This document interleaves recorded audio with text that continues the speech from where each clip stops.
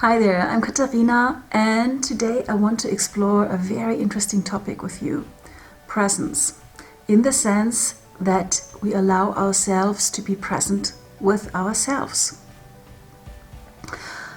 Our hearts and our souls want to move towards presence and beingness, like a river wants to flow from the mountains to the ocean and wants to be one with the ocean.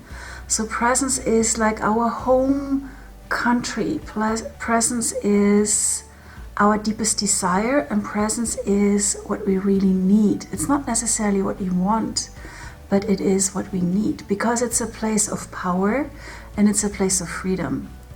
So presence means that we don't resist who we are,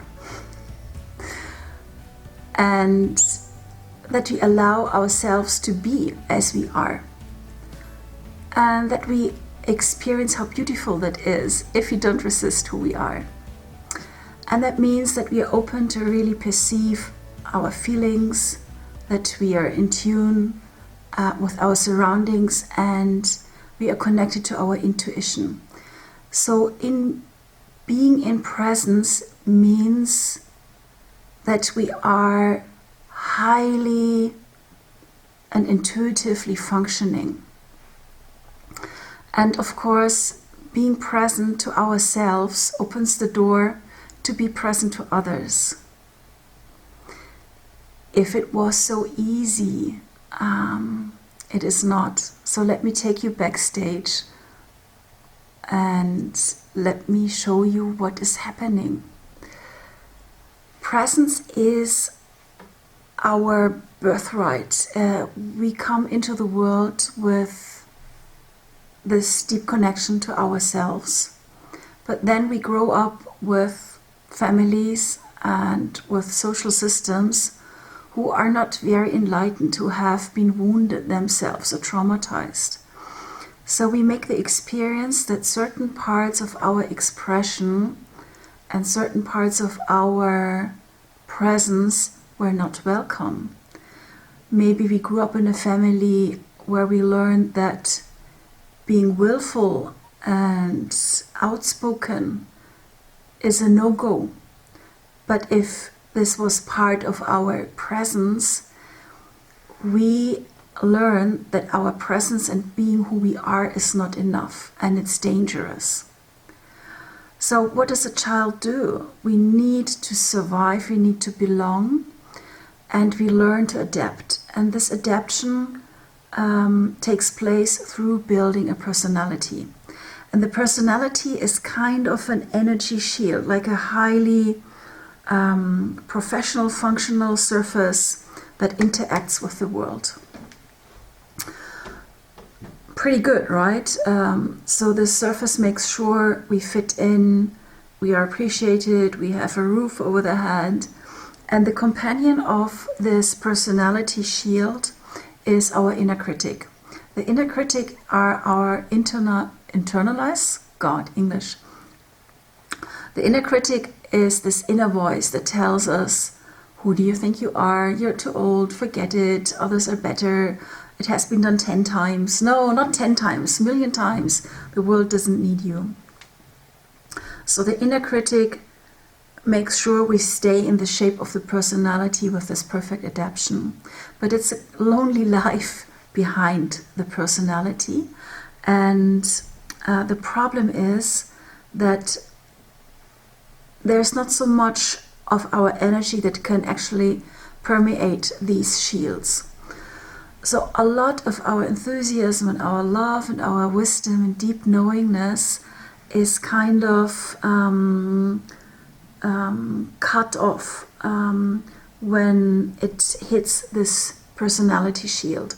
So what we want actually with being present is that we inspire through our beingness. Just the way we are is enough to transmit information. And that's the way we teach in the New Age. We don't manipulate, and we don't come with facts that don't relate to us. The teaching of the new time is through beingness and through inspiration. So we embody the wisdom we want to bring into this world.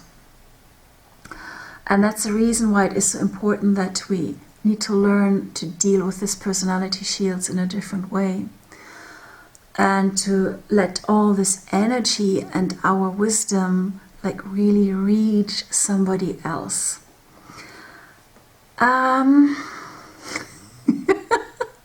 You know, videos is such a bummer for me.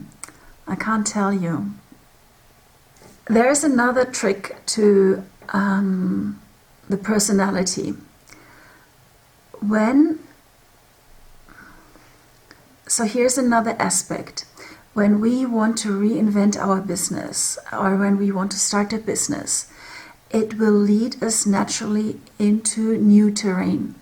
And usually it means when we have a visionary, soulful business, that we follow this voice downhill to the ocean. We follow this voice deeper into our beingness. And of course, our personality is highly alarmed because there is change that can't be controlled. And for some time, the personality and the inner critic will produce a lot of fog. And I want you to know, when you experience this fogginess, it's completely normal, and it doesn't mean that you should stop doing what you do. It just means that your fear is kicking in, and it's not so easy to feel fear. So usually the personality and the inner critic try to create an experience that distracts us. And so fogginess just means you're on the edge of something magnificent, something new, and follow the fogginess deeper. Don't stop there. Fogginess can be the breeding ground for stagnation, and it's also okay to be stagnant for some time. But allow yourself to stick with it, because the fogginess will lift, I promise you. And here comes the next stage. So you go through the fogginess. Let's say you take a coach, or you get yourself a coach, you write morning pages and do artistic dates, and so you really follow your energy and you hold yourself accountable. And then comes the next thing. Our personality and our inner critic want to control the adventure. Even if your desire is to go home to the ocean, but they want to have the say. And something fascinating is happening when we come from this feeling of deficiency, which is quite often hidden, and we start showing up, like the fear level increases. And one way to take down the fear level and gain control for the personality is through performance. So the new way of teaching is through presence. The old way, and when we act from fear, is performance. And performance usually means that we cut the connection to ourselves, and it means our intuition goes down, our feelings become unclear, we don't perceive others really clearly as who they are, and we are outside of ourselves. And we want to be persuasive and magnetic and charming, and it's another word for being manipulative. So performance means we want to create outcomes in our favor. We want to evoke certain actions. And sometimes we bend a lot of our souls and hearts when we are in fear to follow the performance trail. It usually is a time where we're highly susceptible to buy into a lot of business trainings who promise better performance and foolproof 10-step plans to the 7-figure business. The problem is, if we don't know who we are and what we want to bring into this world, performance leads us astray. Performance can be good if we exactly know where we're headed, but if performance itself is the goal, things get very complicated and even more foggy. Yes, if you experience this, and I did certainly, it's also normal. So here is the thing I want you to do when you notice that you lean into performance. Always come back to who am I? What are my values? What are my visions? What do I really want to bring into this world? And then have a look at what kind of actions support this vision. But don't buy into performance as the solution to your fear of not being good enough. There are whole industries who make a huge amount of monies with our fears of not being good enough. So be cautious at this point. When it comes to showing up in performance mode, I want to tell you how this feels. There are two big variations. One is we want to be discovered. We feel a little bit like Sleeping Beauty, and we find all sorts of spiritual excuses why it's not okay to show up.